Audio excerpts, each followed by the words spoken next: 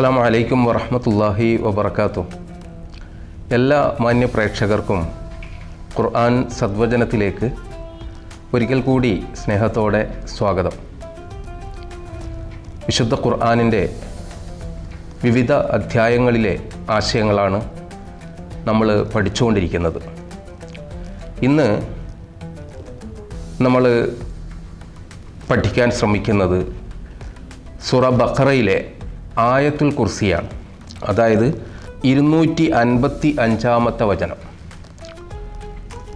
ഈ വചനം ഖുർആൻ്റെ ഏറ്റവും ശ്രേഷ്ഠമായ വചനമായി വിശേഷിപ്പിക്കപ്പെടുന്നുണ്ട്. പ്രവാചകൻ്റെ ഹദീസുകളിൽ ആധികാരികമായിട്ട് തന്നെ ഇതിനെക്കുറിച്ച് പരാമർശിച്ചിട്ടുണ്ട്. ഖുർആനിലെ ഏറ്റവും മഹത്തായ, ഏറ്റവും പ്രധാനപ്പെട്ട വചനങ്ങൾ എന്നാണ് ഇതിനെ വിശേഷിപ്പിക്കുന്നത്. നമുക്ക് ആ വചനത്തിലേക്ക് കടക്കാം. ബിസ്മില്ലാഹിർ റഹ്മാനിർ റഹീം.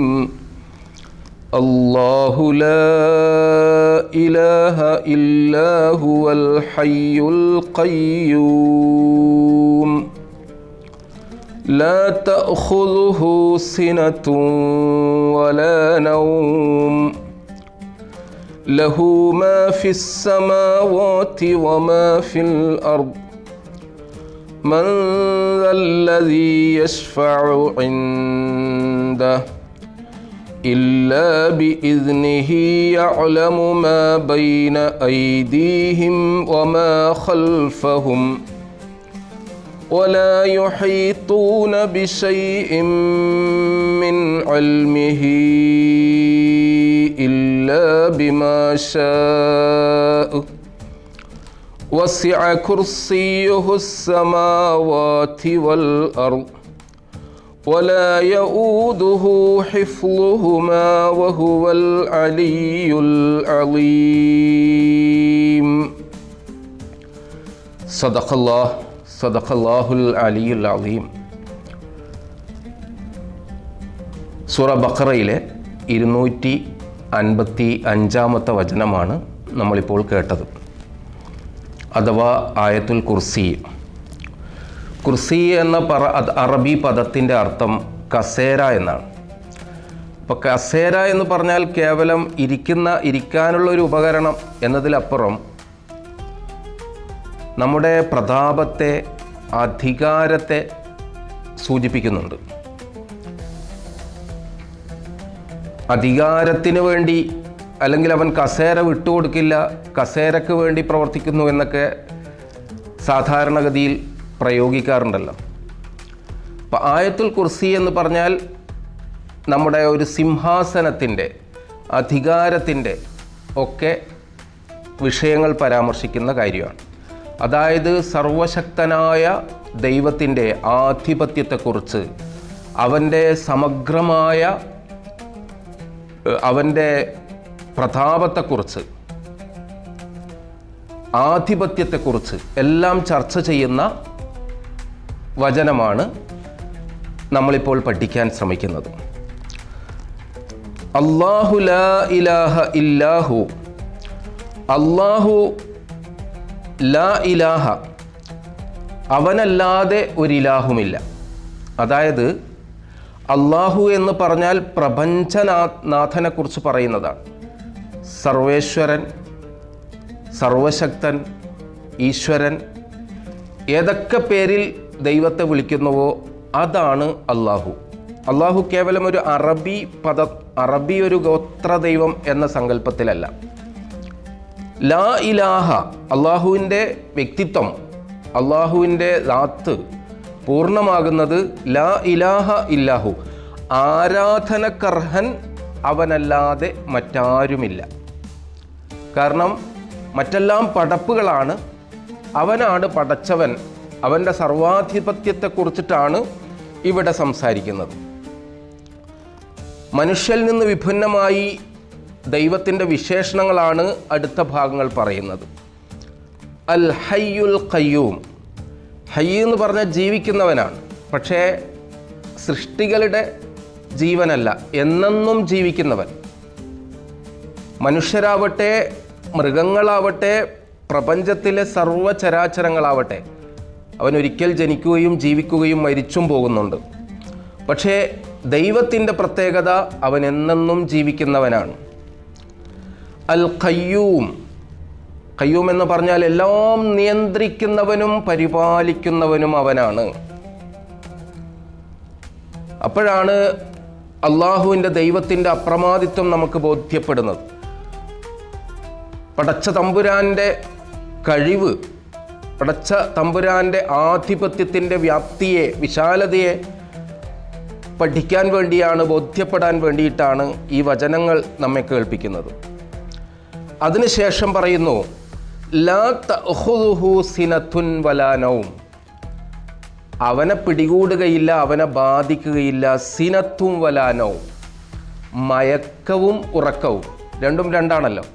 എൻ്റെ ക്ലാസ് ഇപ്പോൾ കേട്ടുകൊണ്ടിരിക്കുമ്പോൾ പകുതി ബോധത്തിൽ നിങ്ങളിപ്പോൾ ചിലപ്പോൾ കേൾക്കും, പാതി മയക്കത്തിൽ.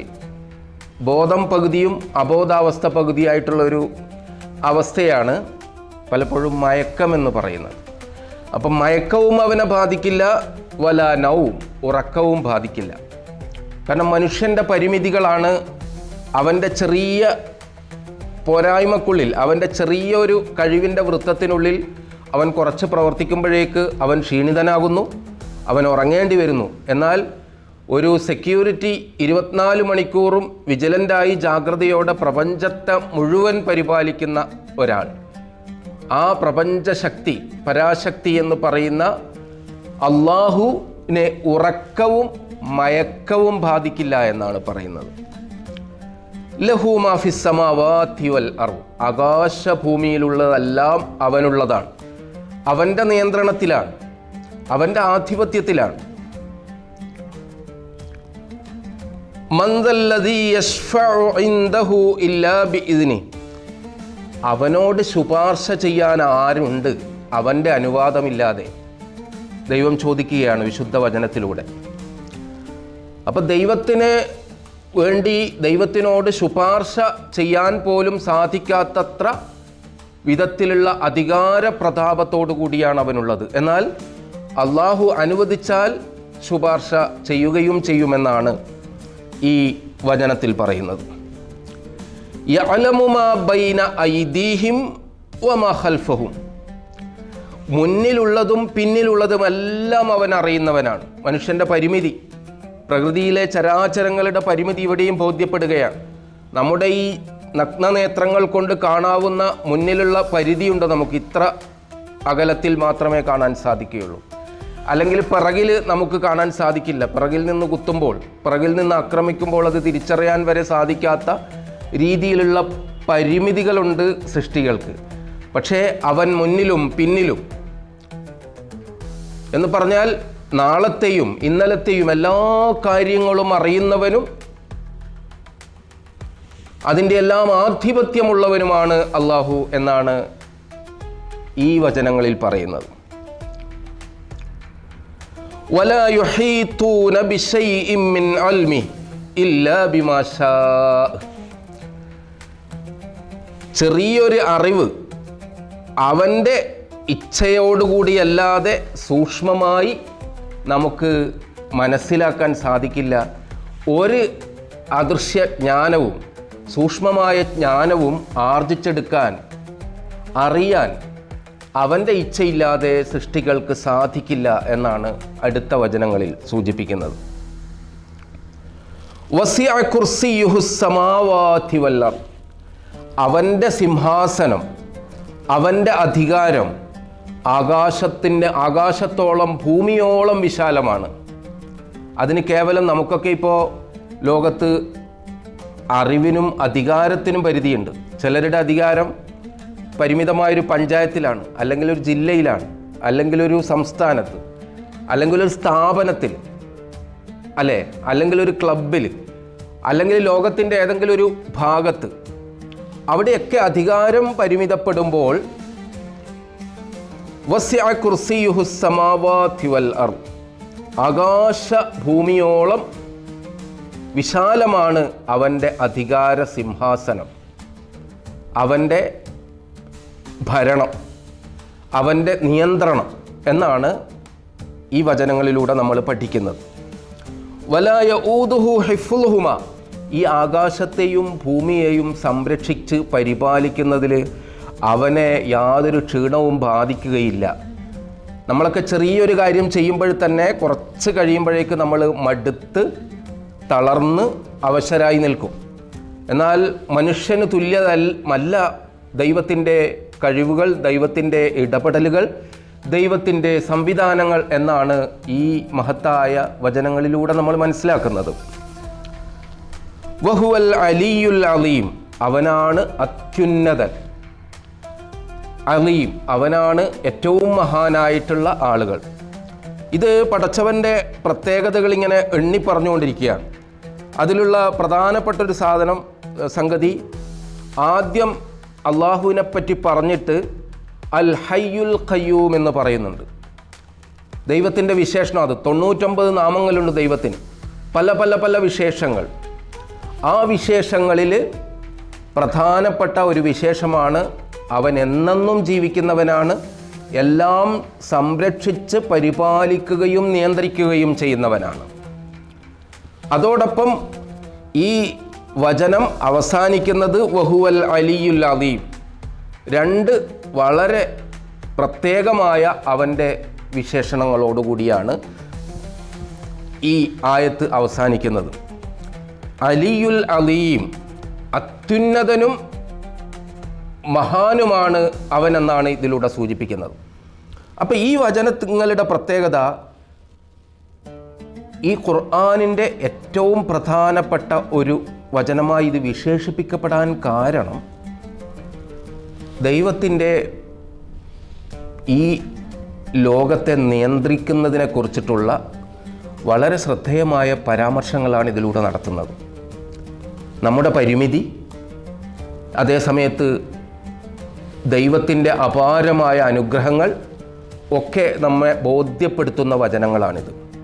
പലപ്പോഴും അവിശ്വാസികൾ ദൈവമുണ്ടോ ഇല്ലേ എന്ന ചോദ്യത്തിനൊക്കെ പലപ്പോഴും ചർച്ചക്ക് വെക്കുമ്പോൾ നമ്മൾ തിരിച്ചറിയേണ്ട ഒരു കാര്യം, അങ്ങനെ പറഞ്ഞ് അങ്ങനെയാണെങ്കിൽ എല്ലാം ദൈവം സൃഷ്ടിച്ചതാണെങ്കിൽ ദൈവത്തെ സൃഷ്ടിച്ചതാര് എന്നൊരു ചോദ്യം പോലും ഉന്നയിക്കാറുണ്ട്.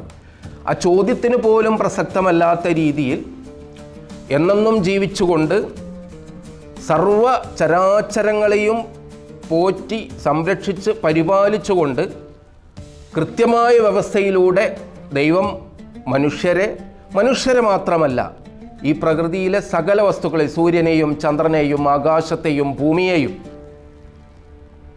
സമസ്ത ജീവജാലങ്ങളെയും സംരക്ഷിച്ച് പരിപാലിച്ച് നിയന്ത്രിക്കുന്നവനാണ് അള്ളാഹു എന്നാണ് ഈ വചനത്തിലൂടെ നമ്മൾ പഠിക്കുന്നത്.